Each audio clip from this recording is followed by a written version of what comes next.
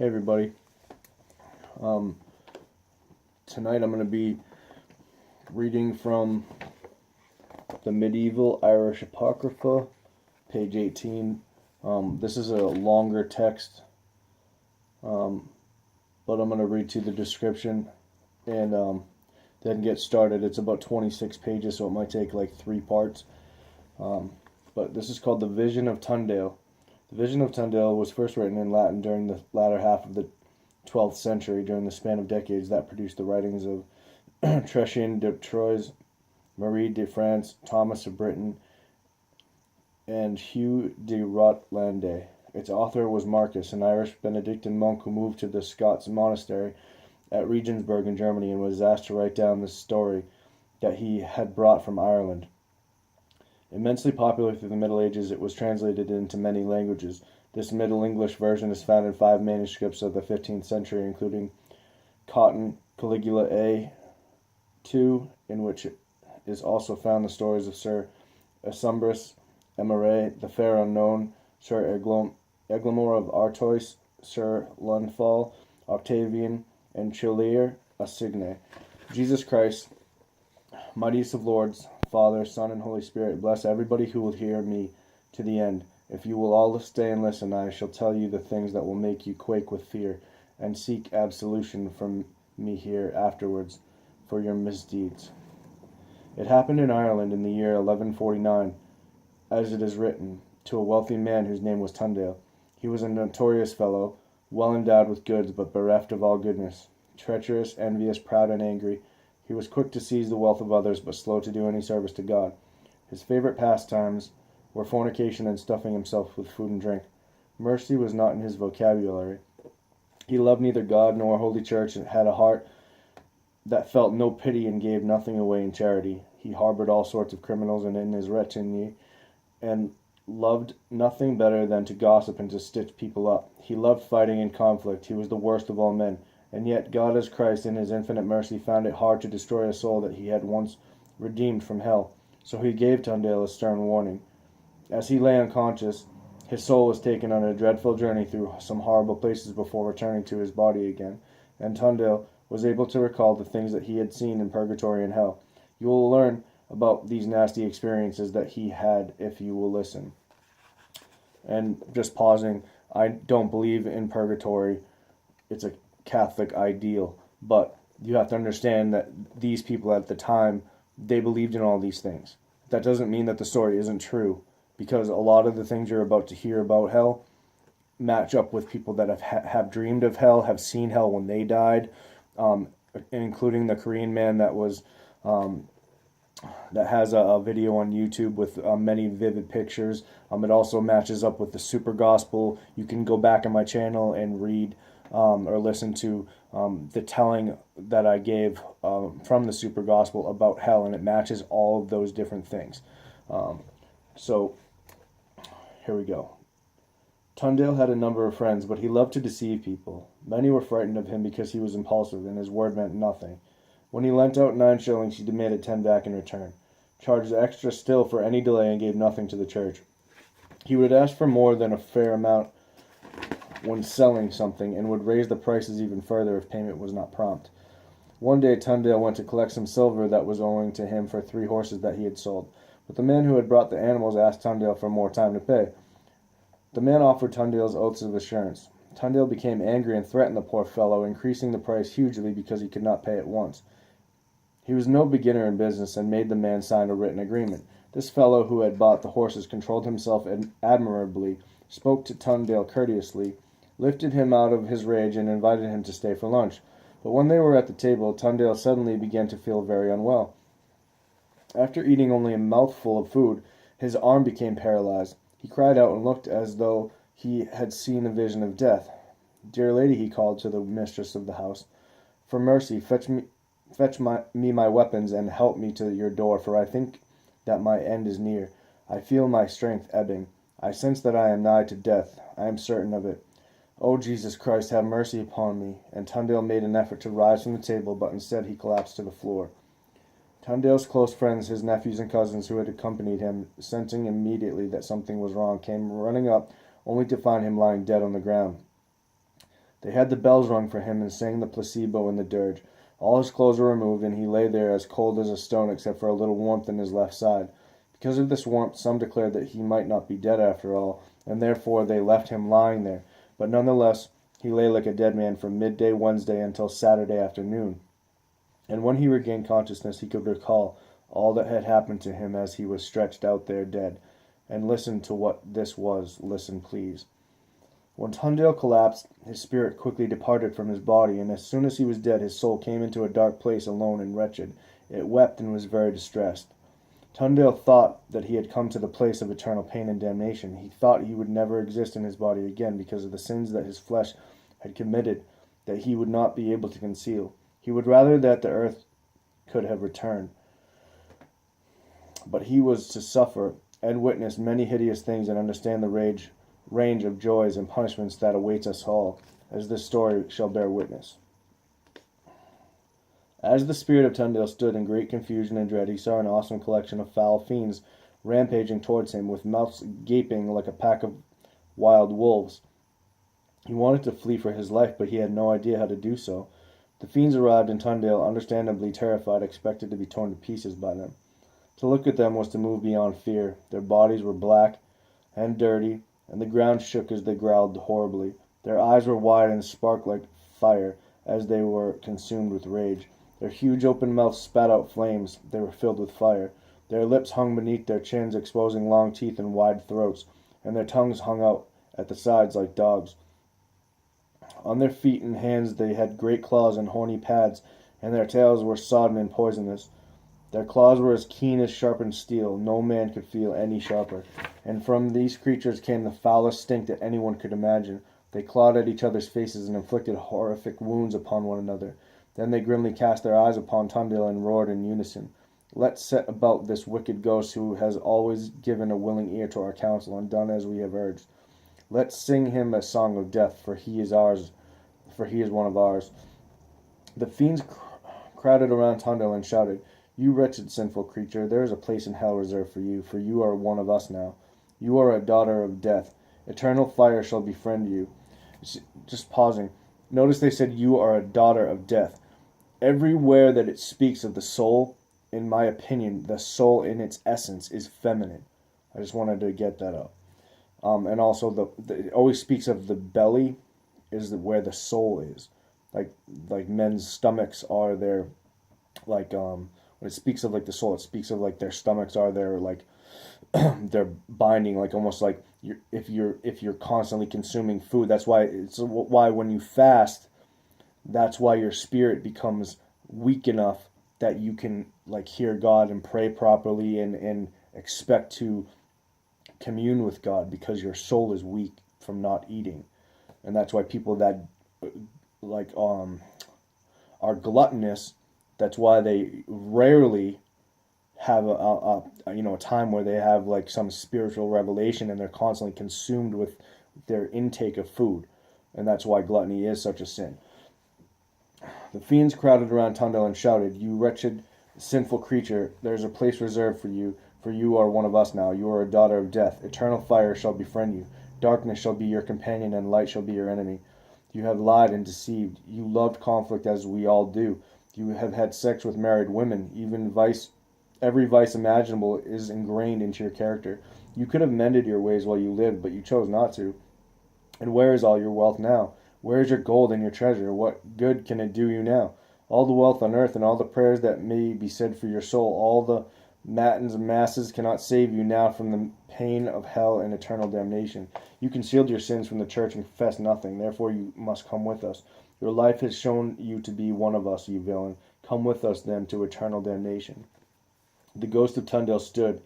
It was as dark as night, but then a bright star appeared. Tundale gazed at the star and found comfort in its light, for he felt the glimmer of hope as he thought upon God's mercy.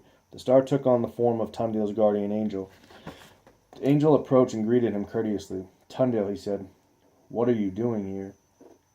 When he heard the shining angel speak his name, Tundale was very happy and cried, Sweet Father, mercy, for my sins these fiends are trying to lead me to the fires of hell. You call me Father and Lord now, replied the angel. But why did you not before? I was beside you morning and evening ever since you were born, but you would not listen to me or do anything I asked. You see, this is a ministering angel. That's what the Lord speaks of in the Bible. Every human being that is born has a guardian angel. And even the people that are evil, they have guardian angels as well, as you can see right here. But they don't listen to their guardian angel.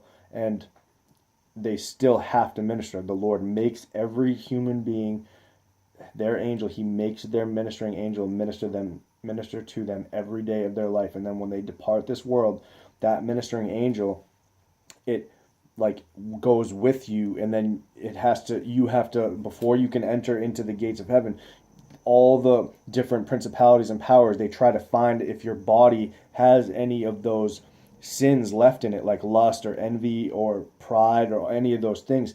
And if it does, they have a claim on you. I know that's hard to believe, but I've read it many times before.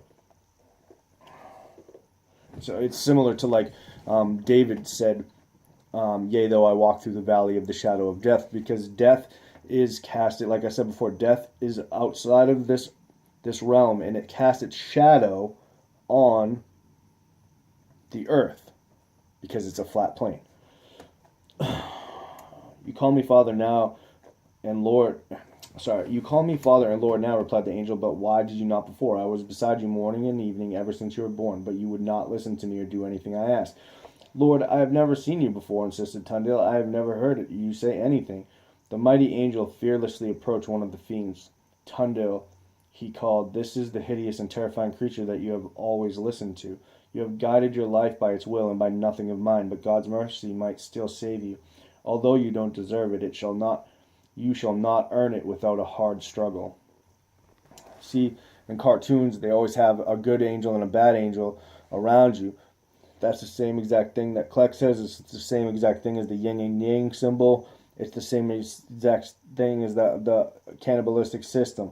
It's Cain and Abel, basically. It's like the war of like heaven is inside of us. It's like like Jesus said, the kingdom of heaven is inside of you and outside of you. Like the kingdom that God made is outside of you, but the war and everything rages on outside of you and inside of you, because your ministering angel is protecting you, but you have a chance to listen to the ministering angel or the demon that's telling you to go do the sins.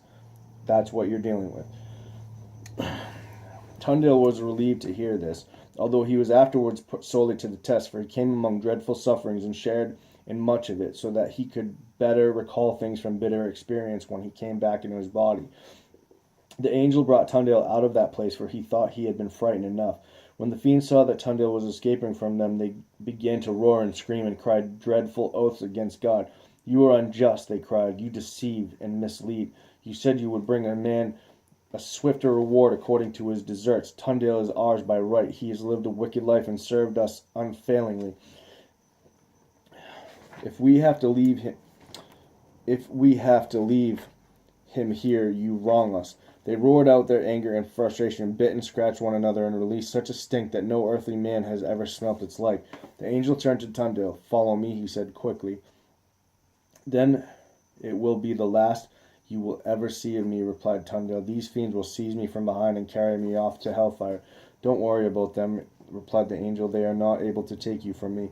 However many you think are here, there are in fact a great many more still. However many you think are here, there are in fact a great many more still, and with equally sharp claws. But while God walks with us, they can do us no harm. When the angel had finished speaking, he led Tundale through a dark tunnel. There was no light except for that which the angel himself emitted, and soon they came into a gloomy valley. What Tundale saw there worried him greatly, and he shook with anxiety as he studied the dismal landscape and smelt the stench that filled the air. The ground was an expanse of burning coals, and over the hot coals were laid iron that was glowing red from the heat. The bars of metal rose to the height of a man, and the flames passed through them as though designed to inflict the severest pain from the intense heat it gave to the iron and the acrid stench of carbon and sulfur. Nothing before had ever frightened Tundale so much as this sight did, for fiends were laying souls out upon the iron, and these souls were consumed in the stinking heat and melted like wax in a pan, and the molten liquid passed through the iron and the coals like paraffin through a cloth, to be collected and reformed and put back by the fiends into the iron once more, for the torment to begin afresh. Here is a place of great distress, said the angel. These souls have all been guilty of murder or complicity to murder. There is no release from this agony, and it shall have no end for them, although their torment is not confined only to what you see here. You may still escape this pain yourself, although you have well deserved it. They moved on and came to a great mountain, and here Tundale heard cries of distress. One side of the mountain, it seemed, was alight. There was smoke and fire, and it stank of tar and sulphur. On the other side of the mountain, the ground was covered with thick snow and ice, and the air was lashed by blizzards. Tundale saw many wicked fiends filling the air with the roars and yells, and they held tongs and forks in their hands and red-hot iron skewers, which they used to prod at wretched souls, snatching them out of the fire and thrusting them towards the cold snow, then out of the snow and back again into the fire. And so their pain alternated from burning to freezing and back again to burning. This is the punishment allotted to thieves, explained the angel, and to those who rob or take things away from the owner's will through deception or fraud, or in other ways manage to dupe a man into parting with his lawful possessions. When they had seen all this torment, they continued further on their journey. The angel led the way, and Tundale followed behind him, fearful and afraid, until they came to another valley. It was dark and deep, and Tundale's soul was apprehensive when he saw it, for he had seen nothing like it on earth. The floor of the depression was so far beneath them that it had hidden from sight, but they could hear the cries and screams of burning souls coming from below. Out of the great pit came a horrible stench of tar and sulphur, and it seemed to Tundale to be by far the most evil place that he had ever been. On the other side of the pit stood another mountain, and across the gorge hung a bridge that was 1,000 yards long and barely a foot wide. This bridge shook so much that it seemed impossible for any man to cross it safely, be he learned or ignorant, or any woman, none except perhaps a holy man who had led a perfect life. Tundale saw many souls falling off this bridge. The only person he saw cross successfully was a priest who had been on a pilgrimage. He was holding a palm frond, and just as he had in life, so in death he trod a difficult path with only himself for company. Tundale said to the angel, I have never been so scared. There is no possibility that I could ever cross this bridge. Don't worry, replied the angel. You shall avoid this punishment, although many others lie in store for you. This grievous torment is reserved for the overproud and the boastful. And the angel quickly took Tundale by the hand and led him across, much to his relief. They continued their way together down a long dark path, and Tundale's soul had no idea where the journey was leading.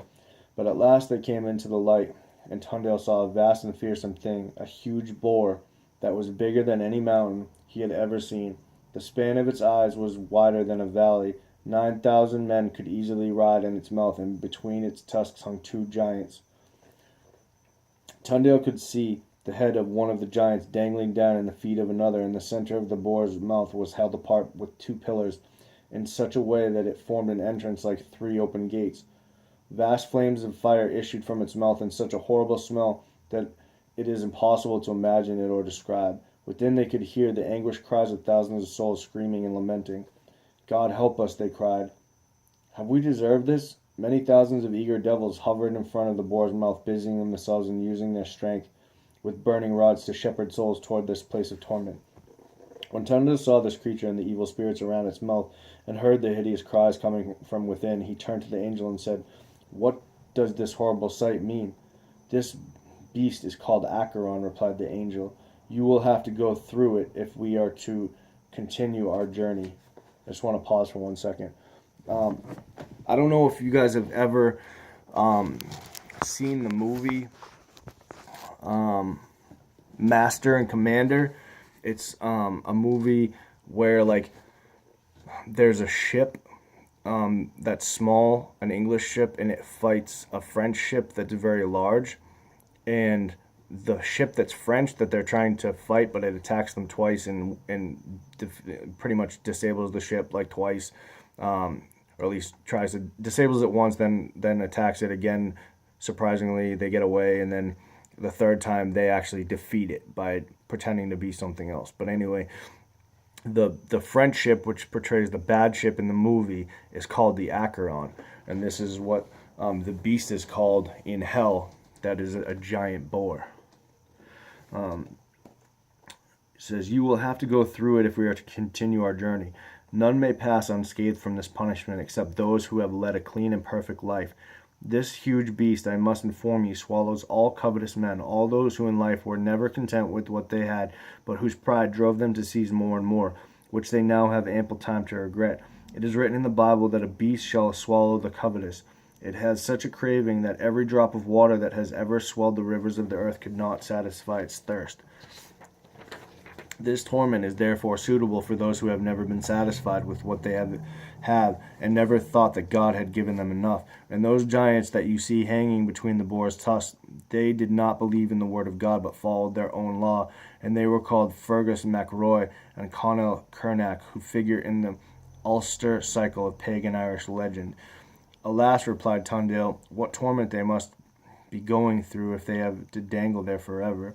I wouldn't gloat, replied the angel, for you have lived like them.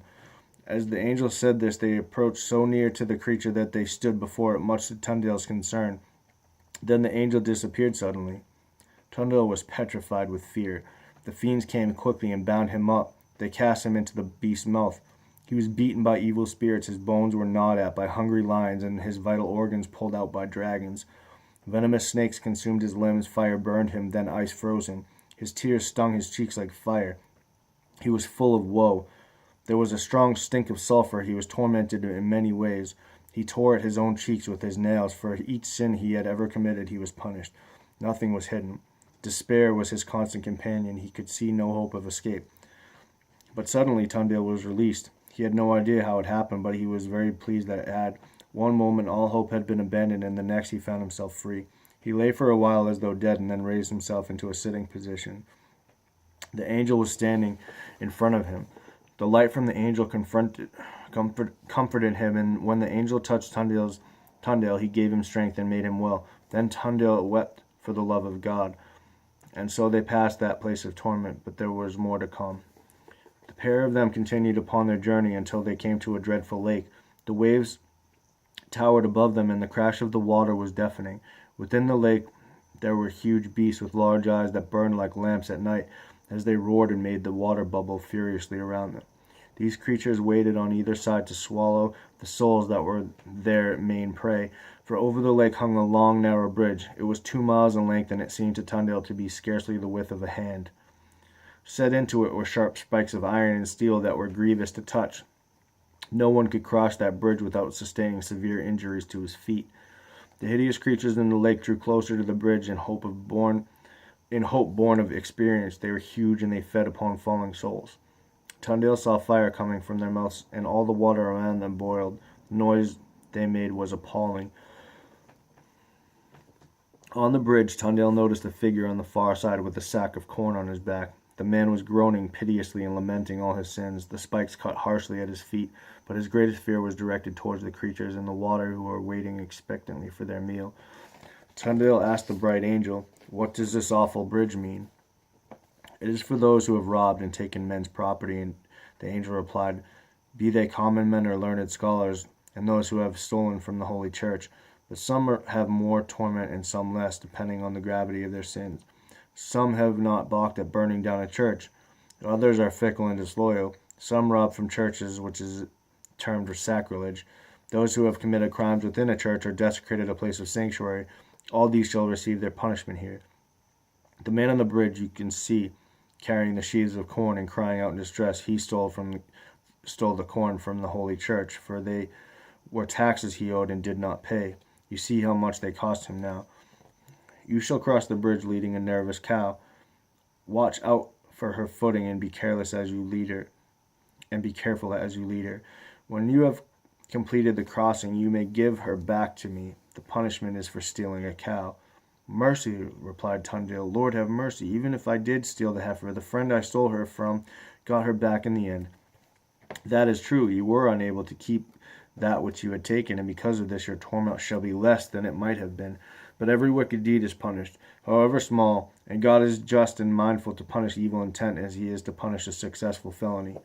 As Tundale stood there anxiously, a wild cow was brought up. Regardless of its distress it felt, Tundale was obliged to take hold of the cow and began to lead her across the bridge. Unwillingly he did as the angel instructed, took the cow by the horns and maneuvered her carefully toward the crossing. When they set foot upon the structure, the cow refused to shift. Tundale saw the creatures in the lake move ever closer to the bridge in expectation of a swift meal. The cow nearly toppled over into the water, and Tundale almost fell over the other side. He was beyond fear. Slowly and painfully he made his way with the cow to the center of the crossing, sometimes with the cow leading, sometimes him. They were both terrified. Then they met with the person who was carrying the corn. Both knew that they were lost, for the bridge was too narrow for them to go past one another. The anguish of both was extreme, for neither could turn around, and neither dared to even look behind him. The sharp points that they had to walk on made their feet bleed so much that the blood dripped down into the lake. The man carrying the sheaf of corn begged Tundale to let him pass. "Let me by," he wept, "for there is no way that I can get past you unless you move aside." They both wept, for it was impossible for them to proceed. As Tundale stood holding the cow, the angel appeared beside him. Then he found himself on dry land once more. "Let the cow go," said the angel. "Be assured you don't need to lead her any more." Tundale showed the angel his feet. "I cannot go a step further," he sobbed. "Let this be a warning of the difficulty of your path," replied the angel. Then he touched Tundale's feet, and instantly the wounds were healed. "Thank you," exclaimed Tundale. "You will soon find that another great anguish awaits us," replied the angel, "and from this one there will be no escape. You must come with me, for you have no other choice." Tundale and the angel continued their journey through dark ways and wilderness until they came to a building that was as large and as high as a mountain. It was like an oven with a wide mouth at the front, and from the aperture great flames emerged, shouting 1,000 feet across the ground into crowds of souls that the evil spirits had brought before it, burning them all to nothing. Tundale turned to the angel and said, "This is a dreadful place. It looks like the very gates of death. Please tell me that I don't have to spend an eternity in here." "You shall not spend an eternity here," the good angel reassured him. "God would have given great power," said Tundale, "to the person who could deliver me from this place." "Don't be frightened," replied the angel, "but you must go into this building, although the fire shall not harm you." As Tundale approached nearer to this great structure, he could see butchers standing in the midst of the flames, some holding sharp knives and fearsome cleavers, others wielding saws, forks for skewering meat over a fire, broad axes, and instruments designed to drill holes in bone. They made an engaging sight. Some held very long knives and others sharp hooks. Tundale looked on with horror at the way these fiends butchered the souls. Some struck off the head, others the thighs, arms, legs, at the knees, and some hacked the souls into pieces, yet they were all soon restored back again into the original shapes, only to be seized once more by the butchers. Tundale was horrified at this punishment. "Deliver me from this terror," he cried to the angel. "I implore you. I have never seen anything like it. I will suffer anything else you want me to, anything at all." "You think this torment is dreadful," replied the angel, "but nevertheless you are required to endure it, and as you shall be many others, you will soon discover." The hideousness of this punishment gripped Tundale more than that of any of the others he had seen, but there was worse, for within the fire that raged inside this evil building, Tundale caught sight of a terrifying dog. The sight petrified him. Tundale pleaded with the angel to let him escape from this frightening hell, but the angel was unyielding. Evil spirits approached Tundale with their grim looks and terrifying equipment, seized him and chopped him into little pieces, but he could not die, and soon found his body was restored once again. Tundale heard a cacophony of howling and groaning while he was there. The fire that he had seen streaking out from the building burnt up everything within, and all the souls were ravenous with hunger, for there was nothing to eat but dry ash. Tundale saw many in this place who had had their genitals eaten away, and he saw clergymen who were riddled with parasites and vermin. Their limbs were bitten and raw, and there were grubs and parasites eating away inside them. Tundale personally recognized some of those who were there and knew that they had deserved this fate. But soon he found himself looking at the building from outside once more. He did not know how he had escaped from it, but he was very happy to have done so. He next found himself standing in a dark place called the Cauldron of Dread. He could see nothing but his angel standing before him. "Alas," he said, "where is the truth of saying that God's mercy surpasses all things? I have seen no sight of it." "That saying deceives many," replied the angel, "and I will explain it to you. Although God is full of mercy, he is constrained to do the proper thing, but he forgives wickedness more often than he ever finds goodness and wisdom. The torments you have suffered here have been lenient compared to those you have deserved."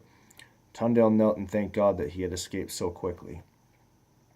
Alright, I'm going to end on page 34 at 29 minutes right now. I told you guys my phone, for whatever reason, it cuts out at like 33 minutes exactly. So I'm going to end here, and we'll pick it up in section 2. Still have about probably like 15 pages left of this. It goes on and does a full explanation of what Satan looks like, his torment in hell, what he, where he is in hell, and there's many other torments. I know some of it does speak in a very Catholic way, because back in the 1100s and things like that, the 1200s, the only church there was the Catholic Church. And yes, they had changed all of the proper ways that the original disciples wanted to have the church be, but there were still Christians at that time. Many of the monks and things like that were good Christian men who did help the poor and lived a righteous lifestyle and things like that. Obviously, you also saw there was a monk or a clergyman in this that was in hell for stealing corn or whatever he did. So, I'm not God. I don't know what really happened. I just like to read these things so you can see that a lot of the confirmations that we are getting now in dreams and visions and people dying and going to hell match up with what happened back in the 1100s. So, once again, this is the medieval Irish Apocrypha, compiled by Zen Garcia, and you can find all this information at Sacred Word Publishing. This book cost me $25, and a lot of times there's discounts if you buy more than one book and things like that. So, God bless you all, and download or upload this tonight, and I'll have part 2 for you guys tomorrow. Thanks.